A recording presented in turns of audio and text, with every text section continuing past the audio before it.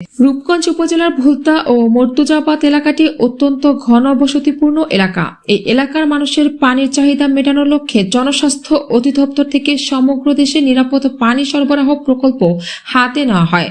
2021-22 অর্থবছরে প্রায় 1 লাখ লিটার ধারণ ক্ষমতা সম্পন্ন পাইপ ওয়াটার সাপ্লাই স্কিম নামের প্রকল্পটি 2,14,00,000 টাকা নির্মাণ ব্যয়ে 2টি পাম্পের মাধ্যমে ভুলতা দিঘির পাড় এলাকায় কাজ শুরু করে 2024 সালের ফেব্রুয়ারিতে কাজটি সমাপ্ত করা হয়।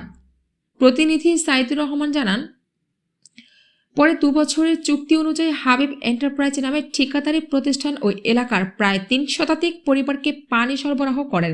চুক্তি অনুযায়ী 2 বছর পার হওয়ার পর ঠিকাদারি প্রতিষ্ঠানটি পানি সরবরাহ বন্ধ করে দেন। এরপর থেকে গত 4 মাস ধরে পানি সরবরাহ বন্ধ রয়েছে। স্থানীয়দের অভিযোগ, সরকারি প্রকল্প হলেও প্রতি পরিবারের একটি সংযোগের জন্য স্থানীয় ইউপি সদস্য সুমন মিয়াকে 3,000 টাকা করে দিয়েছেন। এছাড়া প্রতি মাসে বিদ্যুৎ বিল বাবদ আরও 500 টাকা করে দিয়েছেন। তারপরেও পানি সরবরাহ না থাকায় চরম ক্ষোভ প্রকাশ করেছেন ভুক্তভোগীরা। রূপগঞ্জ উপজেলা নির্বাহী অফিসার সাইফুল ইসলাম জয় বলেন, জনস্বাস্থ্য প্রকৌশল অধিদপ্তর থেকে ভুলতাতে এই প্রকল্পটি করা হয়েছে। 300 পরিবারের জন্য একটি 1 লক্ষ লিটারের ওয়াটার সাপ্লাই সিস্ট তৈরি করা হয়েছে। স্টিল নাও এখনও ইউনিয়ন পরিষদকে হ্যান্ডওভার করা হয়নি। এটি 4 মাস যাবৎ বন্ধ রয়েছে।